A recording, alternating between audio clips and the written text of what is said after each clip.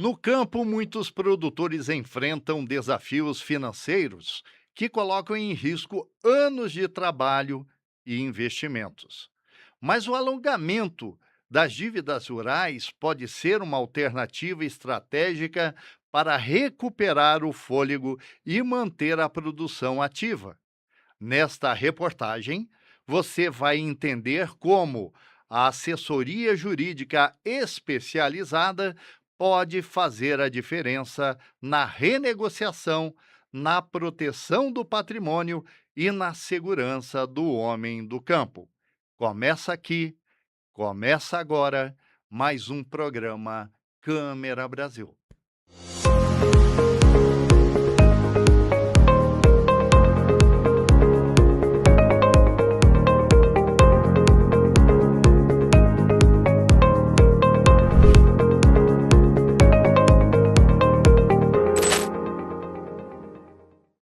E para falar sobre esse tema muito importante para o produtor rural, a nossa grande referência profissional será o Dr. José Neto Cruz de Souza, que, para nos orgulhar, vai falar sobre soluções e a importância do produtor ficar antenado em relação às suas dívidas.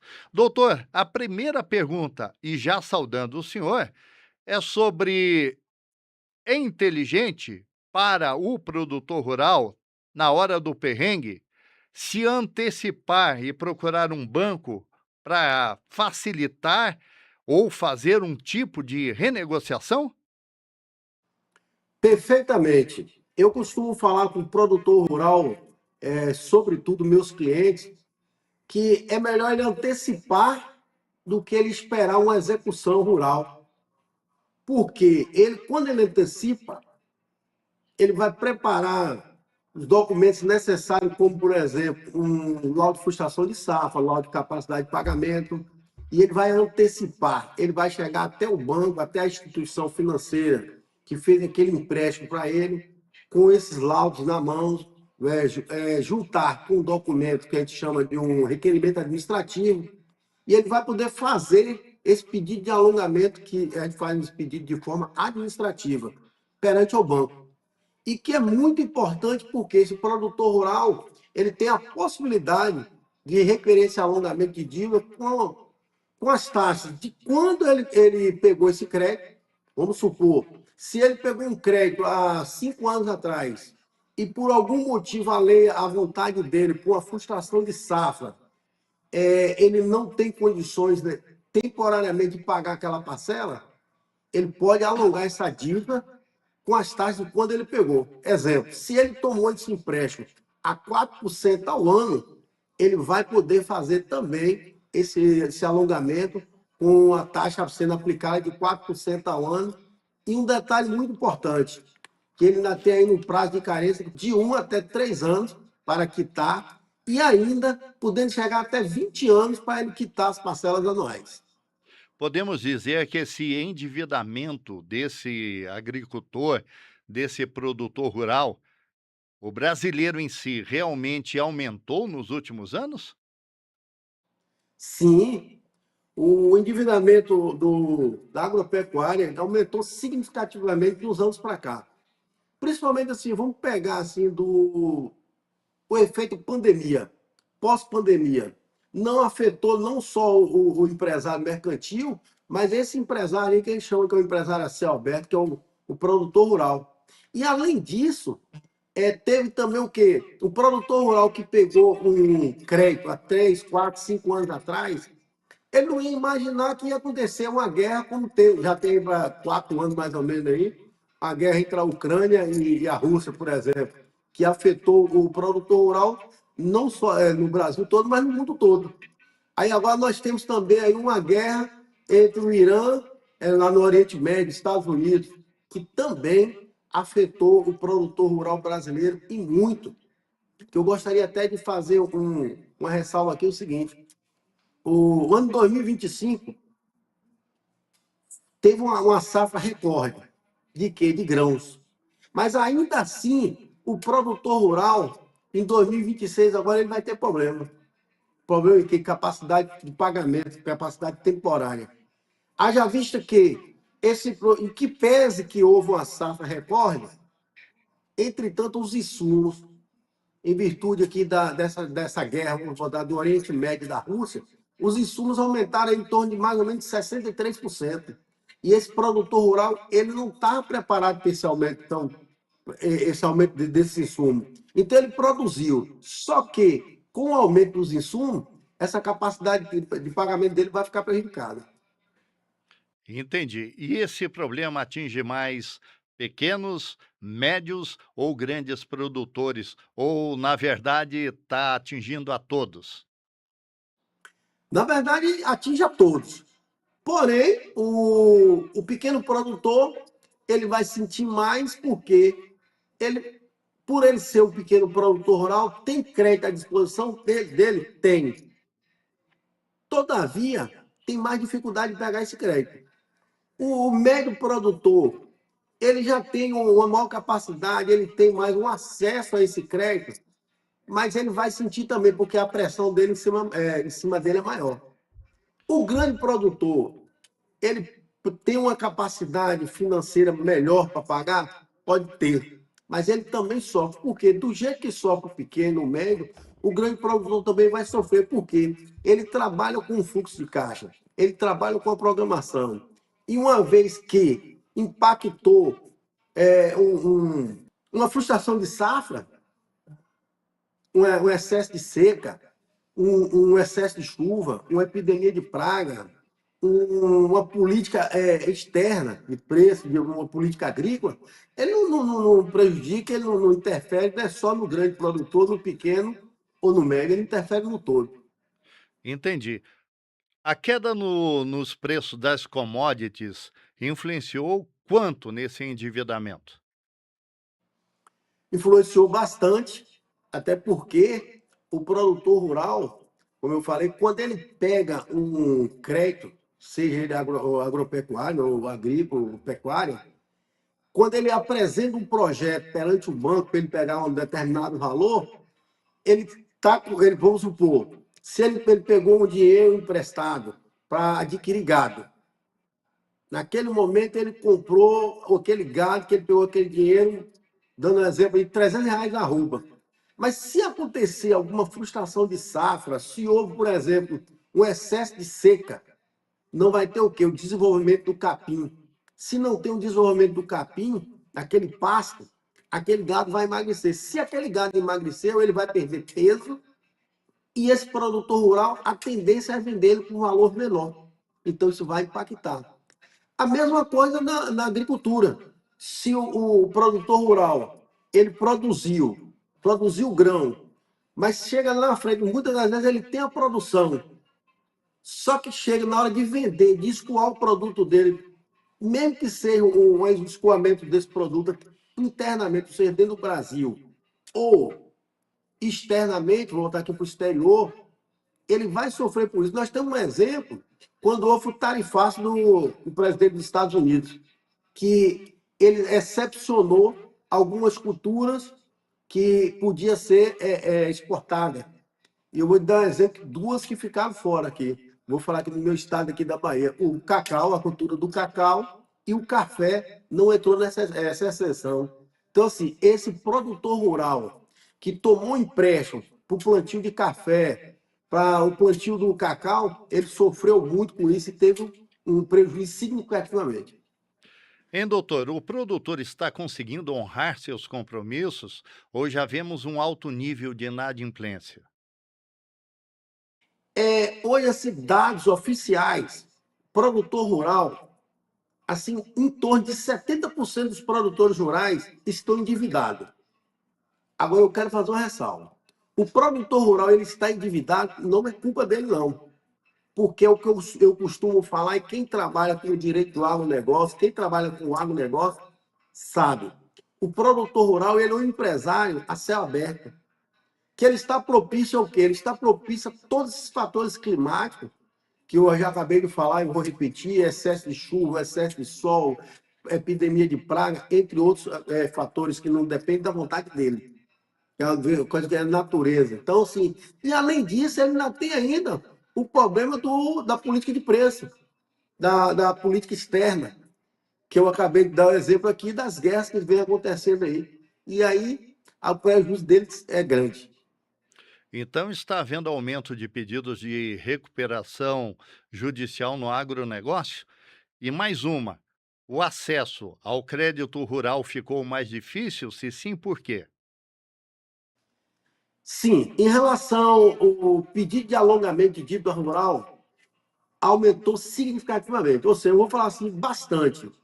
Hoje, muito banco estão executando o produtor rural, entrando com ação de execução, porque aquele produtor rural, ele tomou um crédito por motivo além à vontade dele, ele não está conseguindo pagar.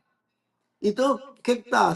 Quando nós falamos lá no início, que o produtor rural, a melhor estratégia para ele é ele antecipar essa ação de execução.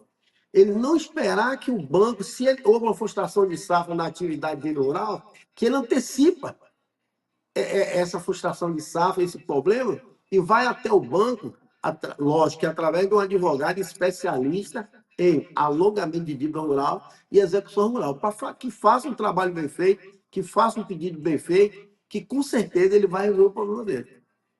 E os bancos estão mais rígidos na concessão do financiamento? Existem, assim, alternativas para o produtor que já está endividado? Boa, excelente pergunta.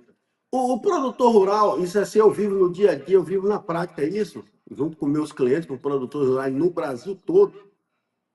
O banco, quando você faz um pedido de alongamento de dívida rural, assim, a primeira coisa que o banco faz é, às vezes o banco não quer nem receber um pedido de alongamento de dívida, mas só que assim, o alongamento de dívida rural não é um querer, não é uma benevolência do banco, é uma obrigação dele. Isso aí é um direito subjetivo do produtor rural. Aí é que há a importância e a necessidade desse produtor rural que sofreu uma frustração de safra e que ele está incapacitado temporariamente de pagar um crédito rural que ele tomou emprestado, não é o fim da linha para ele. Não é o fim da atividade rural dele, mas aí ele tem que contratar, ele tem que ter uma assessoria jurídica especializada no direito do agronegócio, sobretudo no alongamento de dívida rural e execução rural. E a renegociação de dívidas é viável?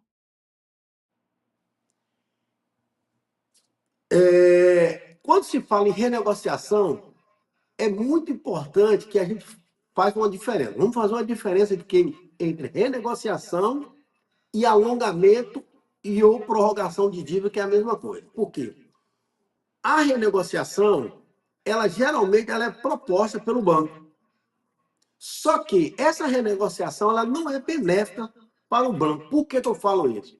Porque o banco, quando ele chama o produtor rural para fazer uma renegociação, ele tira todo aquele benefício do produtor rural. Por quê? O produtor rural ele tem muitos benefícios. Só exemplo, uma linha de crédito, vamos supor, pode ser custeio, investimento, tem linha de crédito de 4% ao ano. Estourando aí, quando uma taxa muito alta, ele chega a 12% ao ano.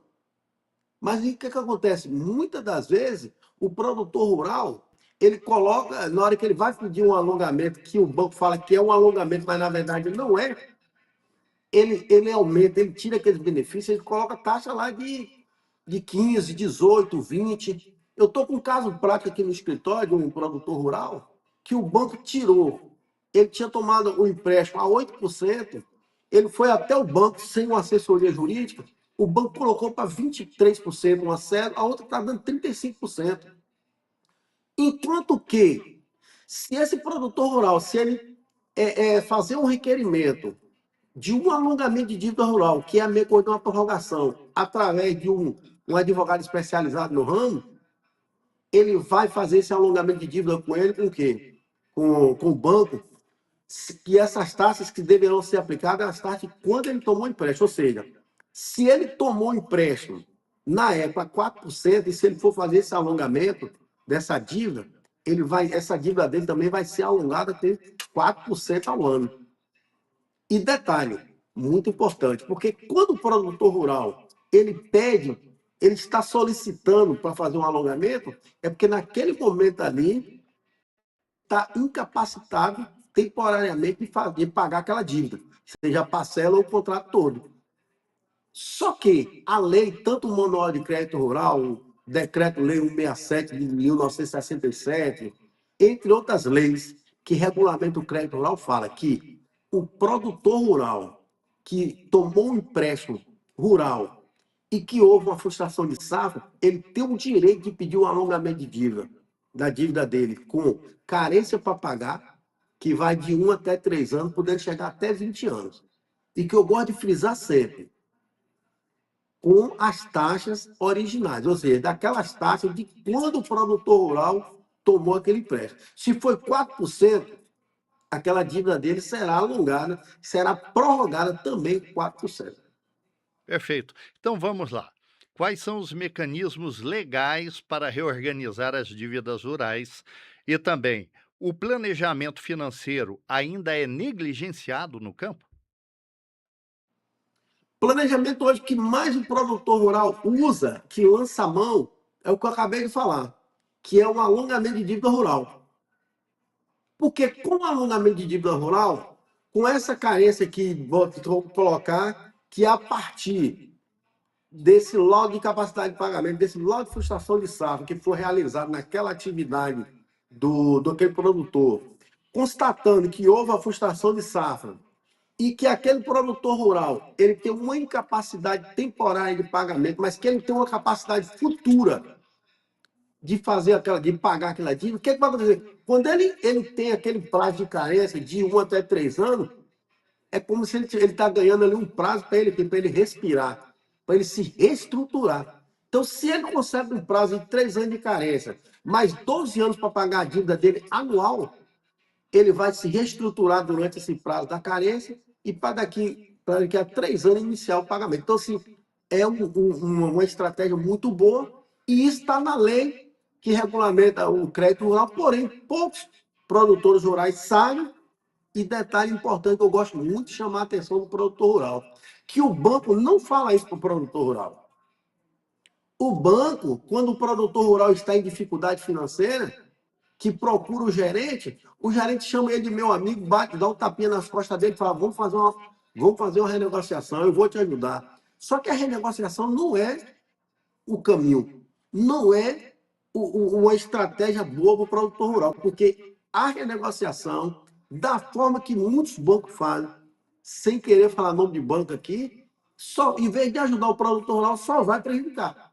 Então, na verdade, o doutor quer dizer, solução existe. Basta conectar com o profissional certo, que realmente entenda do riscado. Falando em profissional, como eu disse no início, o senhor é uma grande referência profissional. Além de advogado, é também professor e ministra cursos. Fale um pouquinho sobre esses cursos, professor.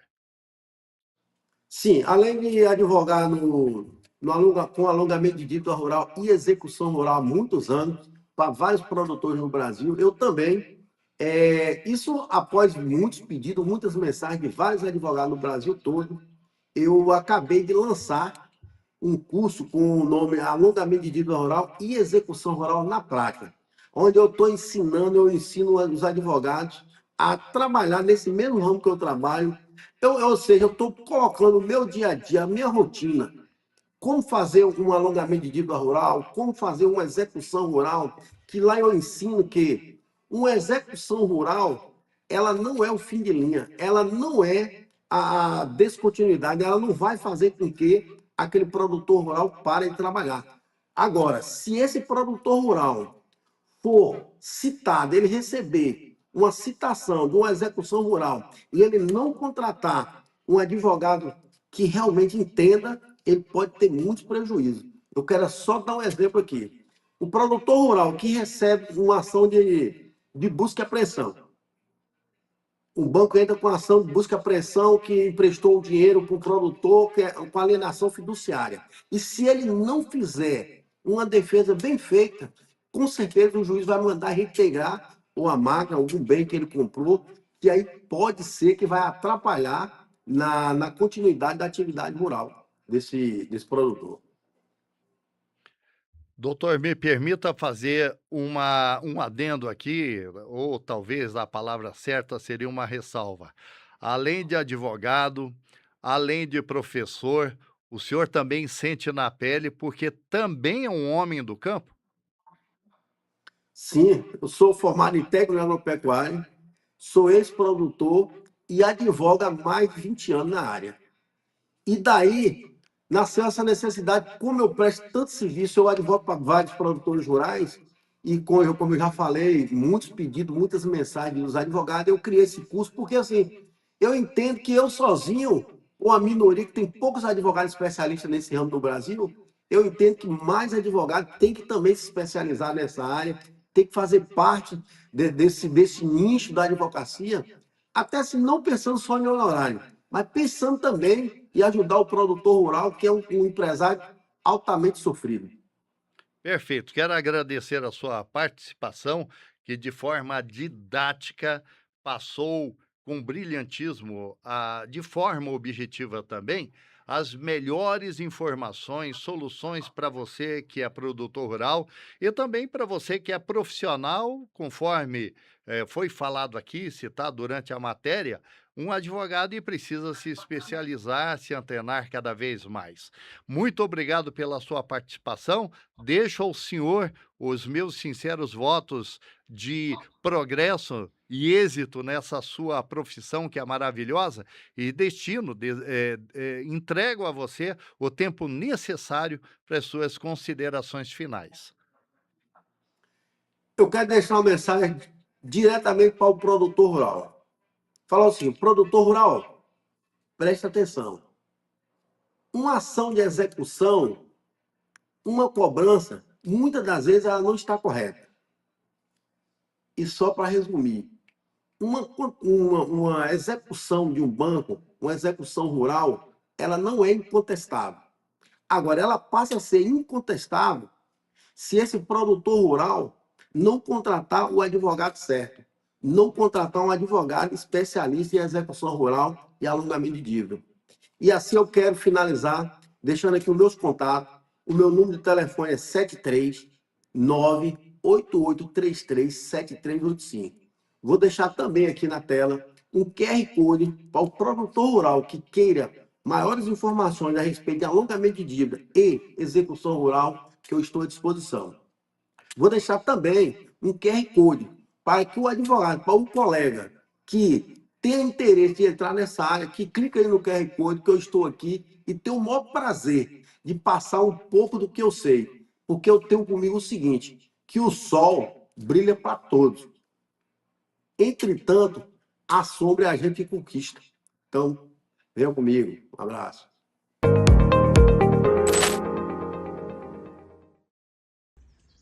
Gentileza gera gentileza. Certamente você conhece essa frase, não é verdade? Vamos conversar sobre ela, mas além dela, sou Josi Alves, sou terapeuta, sou parapsicóloga clínica e hipnoterapeuta sistêmica. E hoje quero trazer para você a seguinte questão. Quando nós falamos de gentileza gera gentileza, você trata você com a mesma gentileza que você trata as pessoas ou deveria tratar? Esse é o nosso tema de hoje, que possa nos ajudar nesse processo de autoconhecimento. Nós sempre falamos que o respeito é uma moeda de troca, gentileza gera gentileza, porém, muitas vezes nós esquecemos que a primeira pessoa que nós precisamos respeitar, a primeira pessoa com que nós precisamos ser gentis, somos nós mesmos. Essa regra de que às vezes a gente precisa fazer para o outro e isso vai nos voltar, muitas vezes nós não conseguimos ser gentis porque nós não estamos sendo gentis conosco mesmo. Muitas vezes nós não conseguimos respeitar o nosso próximo porque a gente não consegue respeitar a nós mesmos. E o que você entende por ser gentil com você? É cuidar da sua saúde física, mental, espiritual. Ser gentil com você mesmo é observar esses três pilares: físico, mental e espiritual. Você está sendo gentil nessas três áreas?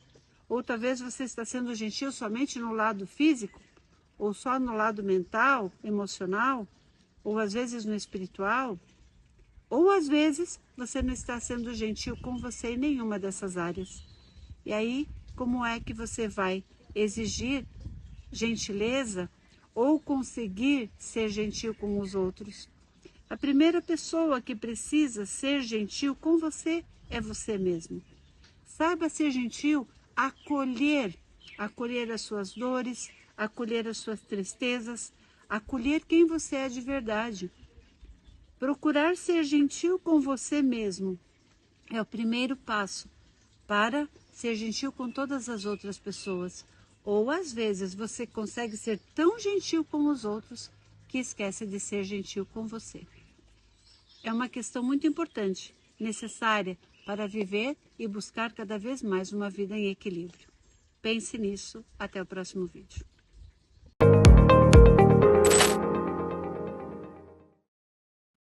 E é isso aí, hoje vamos ficando por aqui. Espero que você tenha gostado do programa dessa semana. Para participar é muito simples, nós temos o nosso e-mail aqui embaixo, sempre que você quiser, sugerindo uma pauta.